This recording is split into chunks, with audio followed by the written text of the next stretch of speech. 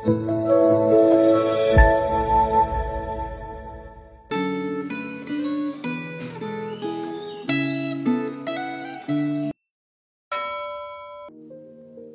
Bapak Ibu Saudara yang terkasih di dalam Tuhan. Hari ini kita akan belajar firman Tuhan dengan tema Hidup sebagai Teladan. Sebelum kita merenungkan firman Tuhan, mari kita berdoa.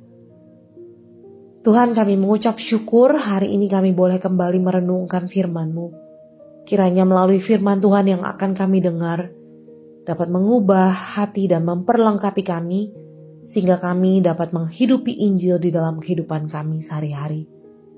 Terima kasih Tuhan, hanya di dalam nama Tuhan Yesus Kristus kami berdoa. Amin. Firman Tuhan hari ini terambil dari Yeremia 16, tetapi kita hanya akan membaca dari ayat 19 sampai 21. Demikian firman Tuhan. Ya Tuhan, kekuatanku dan bentengku, tempat pelarianku pada hari kesesakan. Kepadamu akan datang bangsa-bangsa dari ujung bumi serta berkata, sungguh nenek moyang kami hanya memiliki dewa penipu, dewa kesia-siaan yang satu pun tiada berguna. Dapatkah manusia membuat Allah bagi dirinya sendiri? Yang demikian bukan Allah. Sebab itu ketahuilah, aku mau memberitahukan kepada mereka. Sekali ini aku akan memberitahukan kepada mereka kekuasaanku dan keperkasaanku, supaya mereka tahu bahwa namaku Tuhan. Bapak Ibu Saudara, pelayanan Nabi Yeremia tidak mudah. Selain mendapat tantangan dari umat Yehuda yang membenci dia, Allah memakai kehidupan Nabi Yeremia untuk menjadi alat peraga guna menyampaikan pesan kepada umat Yehuda yang tidak mau mendengar firman Tuhan dan tidak mau bertobat. Secara khusus, Allah meminta Nabi Yeremia untuk tidak mengambil istri dan tidak memiliki anak. Yeremia diminta untuk tidak menikah dan berkeluarga. Tentunya perintah ini tidak mudah ditaati. Allah menciptakan manusia dan memerintahkan manusia untuk beranak cucu. Menikah dan memiliki anak adalah panggilan alami bagi semua orang. Namun, ada kasus tertentu yang membuat orang memutuskan untuk tidak menikah karena ingin fokus melayani, misalnya Rasul Paulus. Karena perintah Allah yang khusus terhadap Nabi Yeremia, kehidupan Yeremia berubah total. Ia bukan hanya melakukan tugas menyampaikan firman Allah kepada umat, namun keseluruhan hidupnya merupakan persembahan bagi Allah.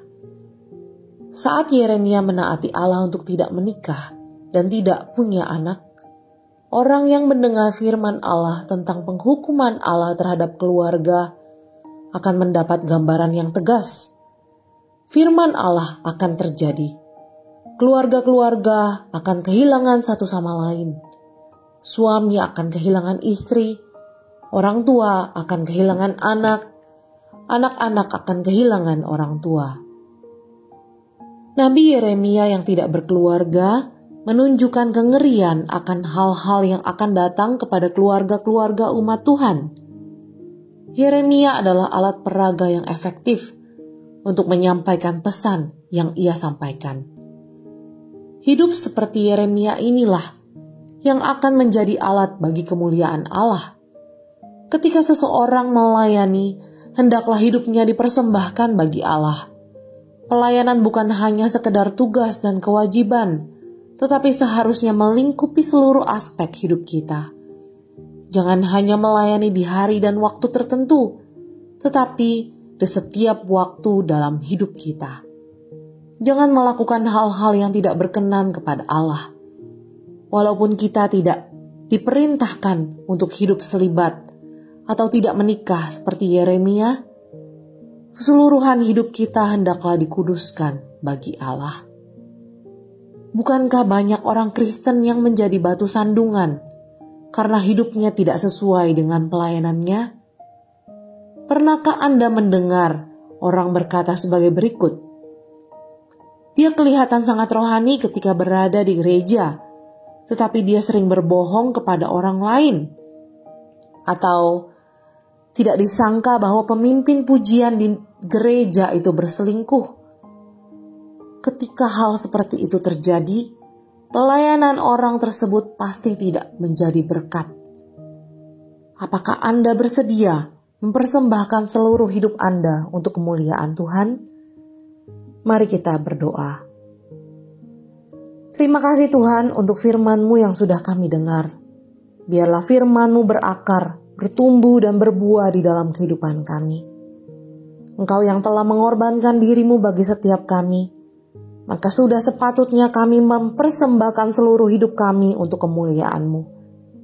Dan biarlah ini menjadi komitmen kami untuk menghidupi identitas sebagai ciptaan baru yang kudus dan berkenan di hadapan Engkau.